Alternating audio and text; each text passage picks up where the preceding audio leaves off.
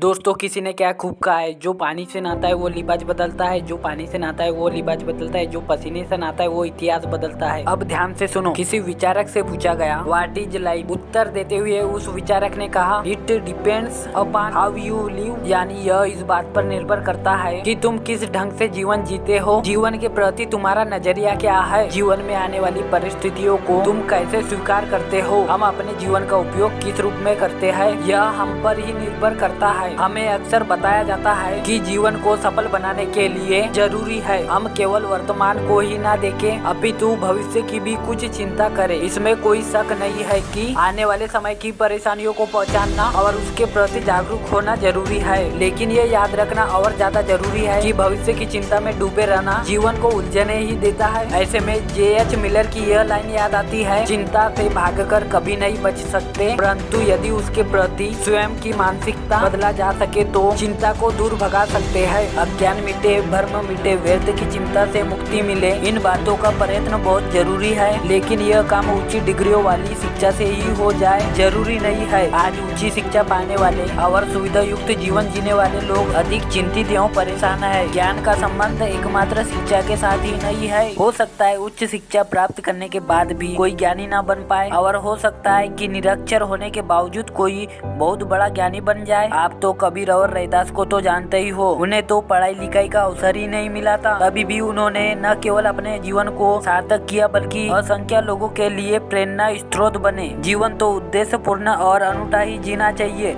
दुनिया में ऐसे कोई अनूठा कार्य नहीं है जिसे इंसान न कर सके, बस दिल में कामों के प्रति जुनून होना चाहिए। जितनी ज्यादा चाहत है उससे ज्यादा मेहनत करने की क्षमता एवं इच्छा ही हमारे जीवन को सफल बनाती है। जब हम स्वार्थ से ऊपर उठकर अपने समय को देखते हुए दूसरे के लिए कुछ करने को तैयार होते हैं तो हम वास्तविक और सकारात्मक जीवन जी रहे होते हैं। दूसरों से तुलना करने की आदत अक्सर हमारे दुखों में इजाफा करती है, लेकिन इसी आदत को सुकून पाने का जरिया भी बनाया जा सकता है। उपाय यह है कि अगर कभी मन में ऐसा भाव जड़ जमाने लगे कि मैंने तो बहुत कुछ हासिल कर लिया है, तो ऊपर की तरफ देखा जाए कि कितने ऐसे लोग हैं जो हमसे ऊपर है, हमसे कहीं ज्यादा हासिल करके बैठे हैं। मन में उठता अहम भाव द्रोहित हो जाएगा। ऐसा ही अगर कभी मन में निराशा हार करने लगे, ऐसा लगने लगे कि हमारा जीवन अभाव और दुखों से भरा है, तब जरा नीचे की ओर देखना चाहिए कि कितने लोग ऐसे हैं जो हमसे भी ज्यादा दुख में है, हमसे भी ज्यादा अभाव झेल रहे हैं। यह अनुभव आपके अंदर हार कर रही निराशा को खत्म कर सकती है। बुनियादी बात है आपका अपना नजरिया वो ठीक रहता है तो किसी भी स्थिति में पॉजिटिविटी आपका साथ नहीं छोड़ती है, और इस पॉजिटिविटी के जरिए आप अपने जीवन को सफल और सार्थक बना सकते हैं। अगर आपको हमारी वीडियो थोड़ी सी भी अच्छी लगी हो तो चैनल को सब्सक्राइब जरूर से करना। धन्यवाद।